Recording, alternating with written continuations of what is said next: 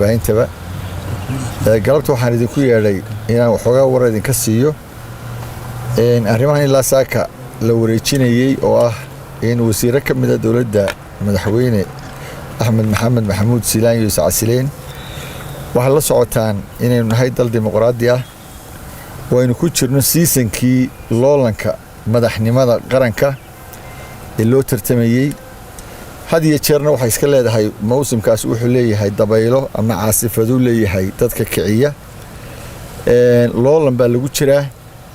loolankaasuna wuxuu u dhacayaa si dimuqraadi ah oo xaq ah oo cadaalad oo xalaal ah hadii alla yiraahdo iscasilaada ay sacasileen qaar ka mid ah wasiiradu macnaheedu maaha in dawladdii dhibaato iyo khalkhal kale midna soo galay ama hawshii qaranka ay u haysay in wax dhibaato ka jiraan laakiin waxa weeyaan arrin ay keentay loolanka siyaasadda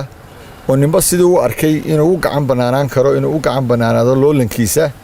ama musharaxnimadiisa xaq buu u leeyahay inuu door bido haddii uu isku wadi kari waayo shaqada uu qaranka u hayo iyo loolanka uu ku jiro taasuna waxay cadeynaysaa hadaladii ragiisa casri ay yiraahdeen inay u madax banaanayaan muxuu ahaay loolankooda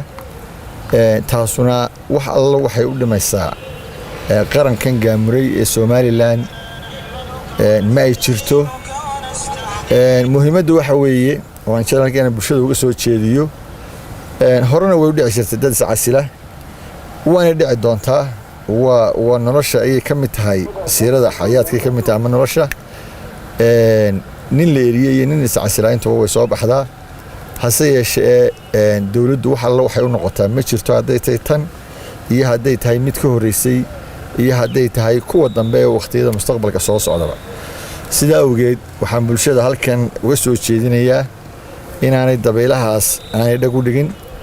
inaan dacaayadda cadowga Soomaaliland uu fidinayo ka dhanka qarannimada iyo jiritaanka Soomaaliland inaanay dhag u dhigin beenta ay sheegayaan wararka qoraalka ay sheegayaan waxa ay ka faafinayaan Soomaaliland waxa la wax ka jira ma jiraan dalkan waa nabadda dalkana gorgortan ma gasho cid kasta ha ahaato mana filayo raga aan saaxiibadana ku weysanay cabinetka imika tagay niman hadii bay ku kici karaya falal sumcadooda iyo madaxnimadooda iyo muxuu ahay sumcadooda wax u dhimi kara rag ku kici karayaan uma aqaano mana dhici karta baan leeyahay wax alla wax jiraan ma jiraan dadka yaa been loo sheegin dalku waa nabad waanu soconayaa horena waxa uu maqashay xilku waa meerto ninna uu ka baxan ninna uu soo gelayaa waanay buuxsamaysaa hadii la yiraahdo madaxweynuhu xaq u leeyahay jagadii banaanatay inuu buuxiyo marka waxaan leeyahay nabad iyo naruuro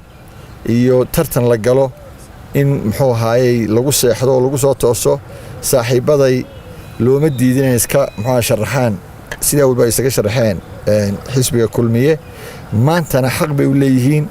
halkoodii weeye cid u diidi kartaana ma jiro ninkiisa sharaxaya haday kuwa imka cadeeyo kuwa kale haday yihiinba waa u diyaar waana dimuqraadi nin walba wixii uu bulshada ka soo helo iyo dadka codka bixinaya ayuunbay ku xirantay inuu ama soo baxo ama ku dhaco laakiin wax kale oo meesha ku jira ma jiraan arintana waa arin caadi weeye wax dhibaato leedahay ma jirto wassalaamu calaykum waraxmatullaahi wabarakaatuh ساعة وسيب علي محاضر وعد